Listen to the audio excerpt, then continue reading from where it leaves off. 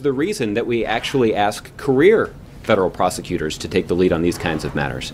They're the ones who conduct this investigation. They are not, they don't have political jobs. They have career jobs as law enforcement officers and as prosecutors and as investigators, and that's what their responsibility is. And that's why the president, when discussing this issue in each stage, has reiterated his commitment to this principle.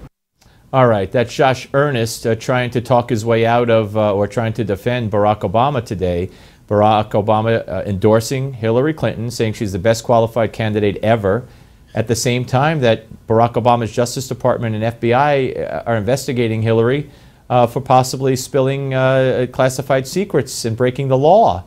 And, you know, but they don't bat an eye. They lie like they breathe. Joining us now on the Malzberg panel. Ooh, Malzberg, I haven't said that in a long time. Tom Borelli, Ph.D., contributor with Conservative Review, and Kurt Schlichter, trial lawyer, author, senior columnist for townhall.com, and retired U.S. Army colonel. Gentlemen, welcome to both of you. And folks, your calls at 877-NEWSMAX, 877-639-7629. Tom, let me start with you.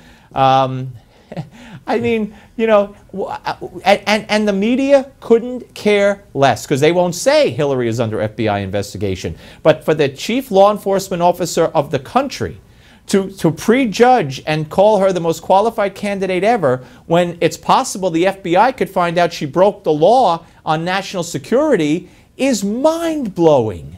Well, you know, clearly the fix is in, and that's why so many Americans are so upset and they want to throw all the politicians out because this type of fix, and it is really a disgrace. But really what's behind this, I don't think really President Obama likes Hillary Clinton, but what's behind this is he needs to try to maintain his legacy, because too much of his legacy was based on executive actions, executive orders, and executive branches. All those things, the Iran deal, the climate change deal in Paris, domestically the EPA deal, all those things could be thrown away with the new President Trump. All right, Kurt? Oh my gosh! You know, I've been one of his biggest critics. All right, we're having a little trouble hearing you, Kurt. So start again on the Skype. Okay, look, I'm no fan of Donald Trump, but we can't have that pan. Okay, guys in the control room, let's try to fix up Kurt's Skype, maybe get him on the phone if we can. In the meantime, let me bring up another issue with you, Tom. We had an appeals court today rule that there is no right under the Second Amendment to carry a concealed weapon. Even if a state says you could carry a concealed weapon, an American citizen has no right. Basically what they are saying is they're hanging a you know, come on criminal sign, and no locks on the door sign to every American citizen walking around in the street. Yeah, again, the courts are out of control. And again, look, how important is this coming election? There is no doubt that Mrs. Clinton would further erode the Second Amendment, and who knows what kind of judges, actually we kind of know what kind of judges that she would put on to make something like that court decision, when it gets to the Supreme Court, we really verify it, that all the other states could follow. That's why this election is so huge and so important. Absolutely. All right, to the phones we go at 877-NEWSMAX, and we go to Carl from Dolores, Colorado. That's not Dolores from Carl, Colorado. Hi, Carl. How are you, sir? I'm doing great, Steve. How the heck are you? I'm good. Good. Thank you. Hey, this establishment government and alphabet media, you know, NBC, ABC, CBS, NBC, all of them. Yeah, NBC, Fox. Anyway, they're officially drunk on power, and I believe that they're going to get an intervention from the people if we come together and actually vote. It's ridiculous what they're trying to throw down our throat. This gun thing, I can't believe it. Over here in Colorado, we're just going to see more people exposing their weapons instead of hiding them under their shirt. Well, yeah, so, like Tom said, that's why this is so important, because this is an appellate court ruling, appeals court ruling. It'll work its way up. Eventually, it'll get to the Supreme Court. If you got a Hillary court, and not only won't you have concealed weapons, you won't have a right to have a gun, period. And so that's why I'm more worried about the electoral college and in this election, and that's why the people have to get out and vote in numbers so that that they can't be swayed. And we know that it was Trump all the way. And on the university thing, I got to throw this out real quick. On the university thing, show me another university or college in this country where all the people are satisfied once they get out of school and go to the job, go to the profession that they studied under. You won't find it. Right. No. And again, there's so few plaintiffs. I don't know. I'm not familiar with the intricacies of the case, but Tom, you know, it is amazing. It's a good point. How many kids that come out of college with degrees today are living at home? I just saw a story, 18 to 24-year-olds or 18 to 30-year-olds, more than ever are living at home with their parents, even after they get a college education. So that's an excellent point I think the caller makes. Well, it's Obamanomics, right? Yeah, that's right. true. You get low growth, not a lot of jobs going overseas. You come out with this debt, you got bills to pay, and prices are going higher. It really is a squeeze. I just hope these, millennials really understand that it's the overarching economic system that they're operating in, and that's why they're suffering. All right, I thank you for the call, sir. Steve is in Hamden, Ohio. Hi, Steve. I'm here, Steve. Yes, sir. You're on with Steve and Tom. What can we do for you? Well, I watch your show every night, and I just had some people send me some stuff, and you have a great show. I watch you and Ed Berlin. Thank you very much. Ed Berliner, yeah. Well, actually, I watch every one of you. Okay, good. I just pulled up some information. Someone sent me something, and then I researched it a little bit before I go shooting off my mouth. Okay. It says, no, Hillary Clinton is not the first woman to be nominated by a political party for president. Victoria Wood, W-O-D-H-U-L-L, Woodall was, and she didn't even have the right to vote, nor did her Well, Steve, most people say, and I know I've said in putting the phrase together, major political party. You know, so I don't know what party she was with and when it was. Do you? You probably do. It was 1827, I think, is what the post said. Okay. I'm afraid to get out of this post because I'm not going to be able to read the rest of it. Okay. Well, we'll let it slide. But I mean, most people are saying, to be fair, major political party. Presumptive nominee, first woman, but also first person under FBI investigation. So it kind of takes away the shine from anybody with a brain. All right, what else you got for us, Steve? I got one more thing. I would like for everybody that's listening to you to watch the Benghazi movie. You mean I can't believe 13 hours? 13 hours. Yeah. Nobody could come and help our American people in this embassy. This is a devastating movie, and I looked it up to make sure that it was all true. It's all true. Hey, Steve, in the words of the first female presumptive presidential nominee of a major party who's under FBI investigation, what difference does it make?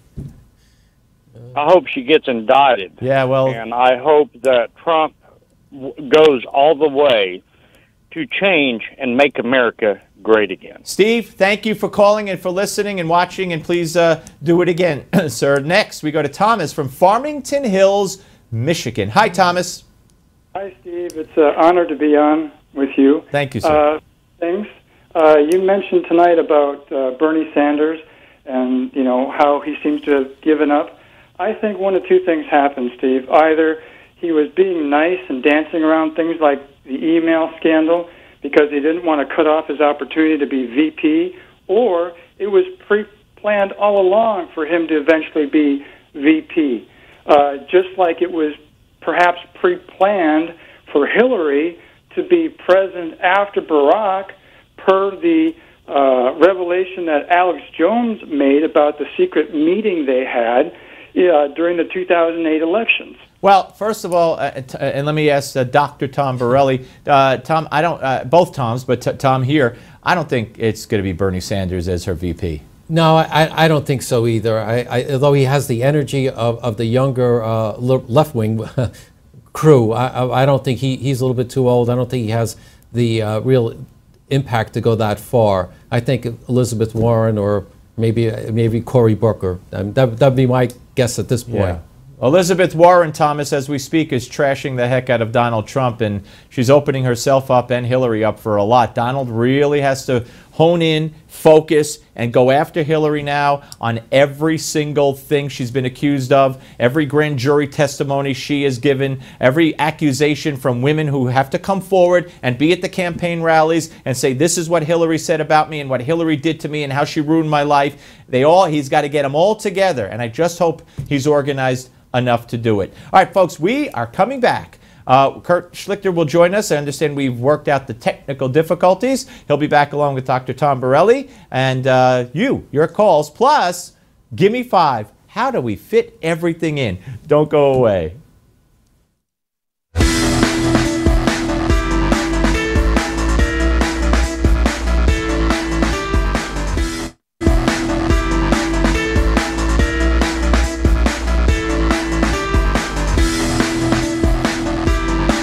All right, ladies and gentlemen, we are back, and we have Kurt Schlichter joining us. Technical difficulties have been solved. Trial lawyer and author, senior columnist for townhall.com, retired U.S. Army Colonel. Tom Borelli is still here, contributor with the Conservative Review. But Kurt, we never did get your take on this whole Obama endorsement of Hillary while she's under FBI investigation. Well, boy, she is the most qualified to be a prisoner.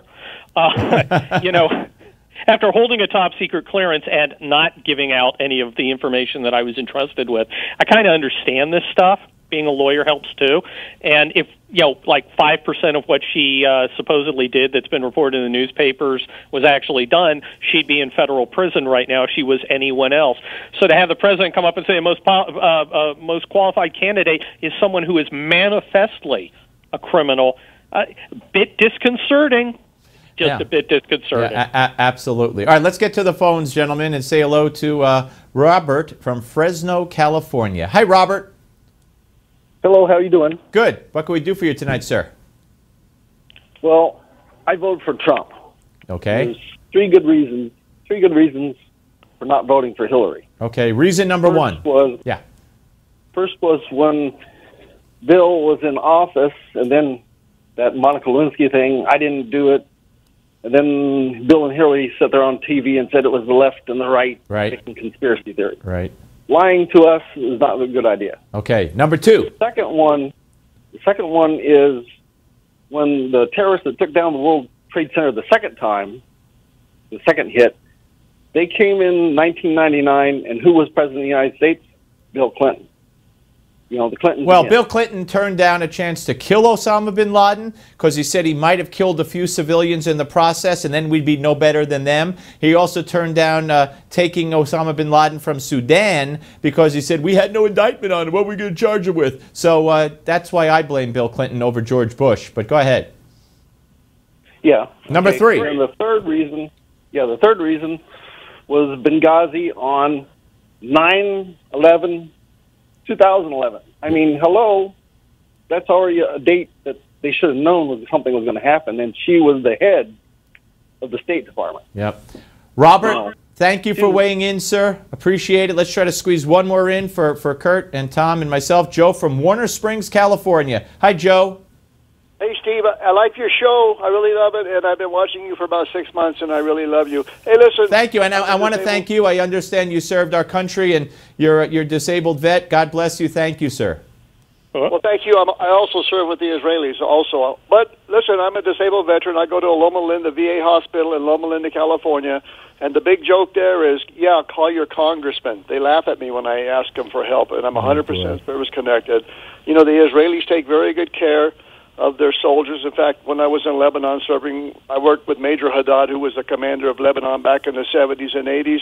We were in that area when Israel occupied that territory. Right. I actually picked up typhoid in oh my God. Hospital. Well, Joe, there's no doubt we have a long way to go, and it's the biggest disgrace in this country, the way we treat our vets. Please call me again, Joe. Thank you for watching. Kurt, I want to thank you, and sorry for the technical difficulties earlier. Dr. Tom Borelli, as always, I want to thank